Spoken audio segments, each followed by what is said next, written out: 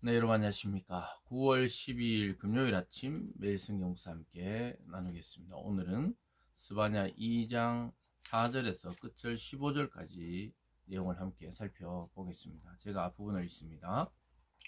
가사는 버림을 당하며 아스글론은 폐허가 되며 아스돗은 데나데 쫓겨나며 에글론은 뽑히리라.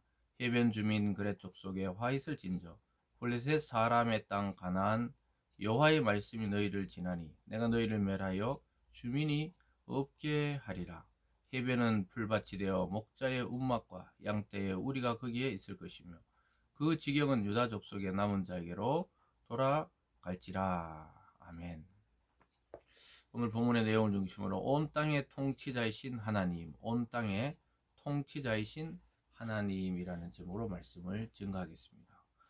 오늘 스바냐 2장 4절에서 15절은 이스라엘 주변 국가들의 심판과 멸망에 대한 예언을 스바냐 선지자가 하나님의 말씀을 받아서 하고 있습니다.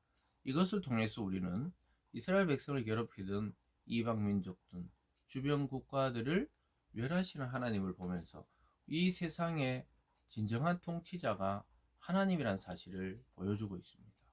여러분, 우리는 개인의 생각과 사고와 목표와 꿈대로 살아가고, 나라는 나라의 비전대로 살아가고, 또 세계는 각자 자기 나라의 꿈을 가지고 살아가는 것 같지만 실제로는 하나님께서 이 세상을 통치하고 있다는 사실을 오늘 이스라엘 이외에 이스라엘 주변에 블레셋, 모압, 암몬, 또 구스, 아수르 이렇게 쭉 나옵니다. 이런 사람들이 받을 멸망과 징계에 대한 이야기를 하면서 이 세상의 진정한 통치자이신 하나님을 드러내고 있습니다. 사랑하는 여러분, 오늘날 우리가 이 세상을 살아가면서 참으로 많은 소식과 정보를 접하고 살아갑니다. 우리가 알고 싶어도 때로는 알기 싫어도 뉴스를 통해 세계의 일들이 수시각각 또 어떻게 보면 거의 생중계로 중계될 때도 있습니다.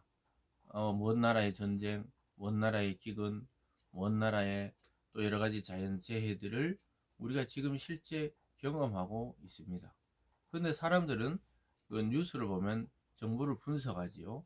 기후다, 때로는 국가 간의 그 전쟁은 서로 간의 이익을 위해서다, 여러 가지 하지만 실제 성경의 프레임을 가지고 또 성경의 안경을 쓰고 세상을 보면 이 모든 것이 하나님의 통치권 안에 있다는 사실을 보게 됩니다.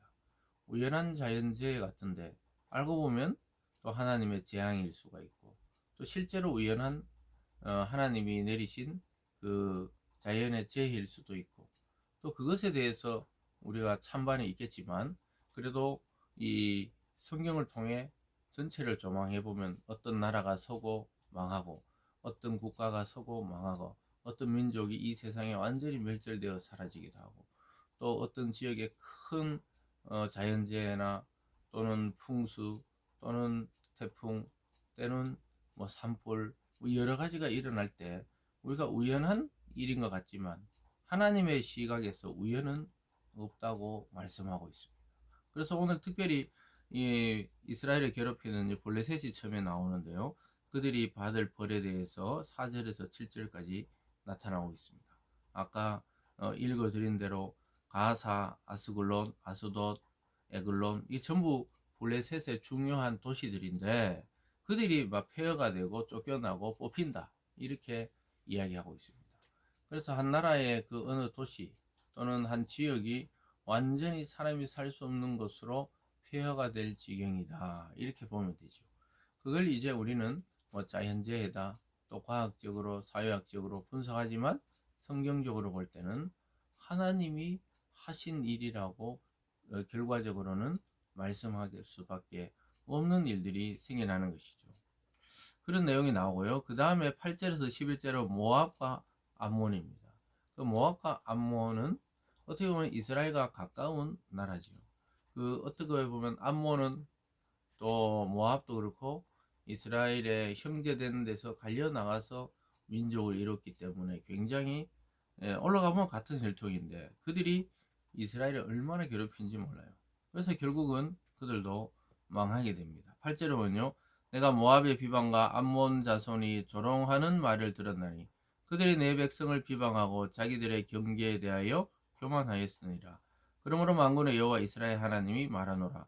내가 나의 삶을 두고 맹세하노니 장차 모압은 소돔 같으며 암몬 자손은 고모라의 길을 걸을 것이라.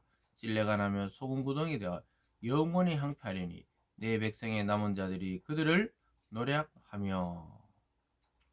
아주 놀랍게도 그들을 괴롭혔던, 이스라엘을 괴롭혔던 모압과 암몬은 사라지고 오히려 이스라엘이 그것을 차지할 것이다, 이렇게 말합니다. 하나님이 나의 삶을 두고 맹세한다 할 정도로 하나님께서는 그 오랜 시간 기회를 줘도 이스라엘로 돌아오지 아니한 암몬과 모압을 철저하게 하나님이 응징하시고 갚아주신다고 이야기하고 있습니다. 참 이 구약의 하나님 보면, 우리가 이런 이야기들을 보면 무서워요. 정말 하나님이 사랑의 하나님, 은혜의 하나님으로 우리에게 다가올 때 그때 손 내밀고 구원에 이르러야 되지, 하나님이 한번 이제 때가 되어서 심판을 하신다 이렇게 되었을 때는 정말 무섭습니다. 사람이 하는 것은 살기도 하고 죽기도 하지만 하나님은 멸절시키십니다. 코에 호흡이 있는 모든 것은 이 땅에서 사라집니다. 이게 심판이에요. 하나님의 징계라는 것이죠.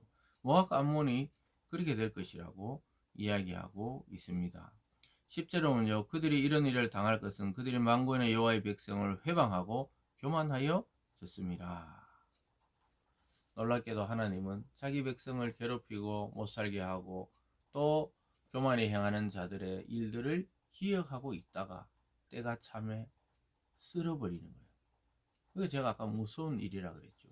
그래서 악한 자들의 형통이나 교만한 자들의 그 잘남에 대해서 우리가 부러워할 필요가 없어요. 절대로 부러워하지 마세요.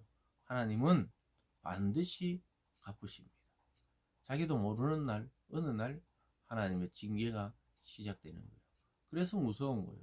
인간이 생각하면 뭐 방비라도 하고 대책이라도 세우지만 하나님은 도적같이 임하는 그 주님처럼 도적같이 아주 급작스럽게 그 교만한 자들의 몰락을 보게 될 때가 오는 것이죠. 그러면서 11절에 여호와가 그들에게 두렵게 되어 세상 모든 신을 쇠약하게 하리니 이방의 모든 해변 사람들이 각각 자기 처소에서 여호와를 경배하리라. 참 이들의 망함을 보고 다른 이방 민족들이 하나님을 깨닫게 된다는 거예요. 야, 진짜 이스라엘이 말씀하는 하나님 여호와가 살아계신다, 이렇게 자기들도 자기 입으로 고백하게 되는 것입니다. 그리고 12절부터 15절까지는 구스와 아수르가 받을 그 벌에 대해서 이야기합니다. 구스는 한 구절로 나와 있죠. 12절입니다. 구스 사람들이 너희도 내 칼에 죽임을 당하리라. 그냥 한마디로 죽는다 이 말입니다. 아까 참 심판은 여러 가지로 오지만 칼에 죽임을 당한다, 뭐 전쟁이나 내전이나 이런 것을 상징하죠. 죽임을 당하리라. 지금은 이런 이름 자체가 없잖아요. 세상에 구스라는 이름이 이제 없어요. 그리고 13절부터는 아수르입니다. 아수르는 거대한 제국을 이루었던 민족입니다. 13절입니다. 여호와가 북쪽을 향하여 손을 펴 아수르를 멸하여 니느웨를 항폐하게 하며 사막같이 메마르게 하리니 각종 짐승이 그 가운데 때로 누울 것이며 땅아와 고슴도치가 그 기둥 꼭대기에 깃들이고 그것들이 강에서 올라올 것이며 문턱이 적막하니 백향목으로 지은 것이 벗겨졌습니다. 이 니느웨가 있던 성 아수르라는 나라죠. 요나 선지자가 오래전에 그들에게 회개하고 전파했을 때 회개하고 돌아왔던 민족인데 결국은 그가 악을 계속 행하다가 멸망당하는 것을 보게 됩니다. 스바냐 시대에 하나님의 예언이 그러하죠. 그래서 황폐되고 메마르게 되고 들짐승만 때로 왔다 갔다 하는 참 황량한 도시가 되는 것이죠. 여러분, 어떤 집에 사람이 한 1, 2년만 살지 않아도 흉가가 됩니다. 흉가가. 지금 아수르가 그와 같이 될 것이라고 이야기하고 있습니다. 계속해서 볼까요? 거기 15절입니다. 이는 기쁜 성이라 염려 없이 거주하며 마음속에 이르기를 오직 나만 있고 나 외에 다른 이가 없다 하더니 어찌 이같이 항폐하며 들짐승이 엎드리는 곳이 되었는고 지나가는 자마다 비웃으며 손을 흔들리로다. 자기들은 요새고 아무도 공격하지 못하고 기쁨이 넘치는 성이고 염려하고 염려 없이 거주하는 성이다. 정말로 하나님 없이도 우리는 잘 살 수 있다. 오히려 평안히 살 수 있다. 아무도 우리를 손대지 못한다 했는데 지나가는 사람이 비웃을 정도로 황폐해진 거예요. 이 세상에 하나님 없이 성공할 수 있는 사람 없어요. 하나님 없이 인생을 성공적으로 살아갈 자가 없고 그런 나라와 민족이 없습니다. 하나님 없는 세계는 제가 늘 강조하지만 그 끝이 허무와 허망과 혼돈으로 끝이 나는 거예요. 뭐가 뭔지도 모르고 그냥 죽음을 향해 달려드는 거예요. 그래서 우리 믿는 자들은 정확해야 됩니다. 온 땅의 통치자, 교회 안에서만 하나님이 힘을 쓰시는 그런 신이 아니고 온 세상과 우주 만물을 창조하신 참 주인, 참 통치자라는 사실을 우리는 정확하게 깨달을 때 우리는 우리의 길을 그냥 가면 되는 거예요. 주변에 여기 지금 이스라엘 주변 사람들이 뭐 어떻게 저떻게 해서 이스라엘 괴롭힌 것에 대해서 누가 갚느냐? 하나님이 갚으세요. 자기 백성이기 때문에. 이 시대에 그리스도 안에서 하나님의 자녀된 교회와 성도를 이와 같이 보호하시는 거예요. 그래서 여러분 이런 거에 대해서는 염려할 필요가 없어요. 악인의 형통을 부러워하지 말라. 또 의인의 고난과 가난을 부끄러워할 필요도 없다는 거예요. 그래서 우리는 우리의 길을 뚜벅뚜벅 걸어가면 주인은 하나님이 정리해 주십니다. 오늘도 그 은혜를 누리기를 주님의 이름으로 축원합니다. 기도하겠습니다. 사랑의 하나님 아버지, 이스라엘 중심에 두고 주변의 많은 국가들이 이스라엘을 침범하고 또 고통 주고 압제했습니다. 그러나 결과적으로는 이스라엘 외에 오늘 이 말했던 나라는 살아남은 나라가 하나도 없습니다. 아버지 하나님, 이것을 통해 우리가 깨닫게 하여 주셔서 우리를 둘러싼 모든 불신자들, 믿지 않는 자들에게 복음을 전하게 하시고, 그래도 듣지 않고 괴롭히는 자들은 하나님께 맡기는 지혜가 있는 우리들 다 되게 하여 주시옵소서. 감사드리며 예수님 이름으로 기도드리옵나이다. 아멘.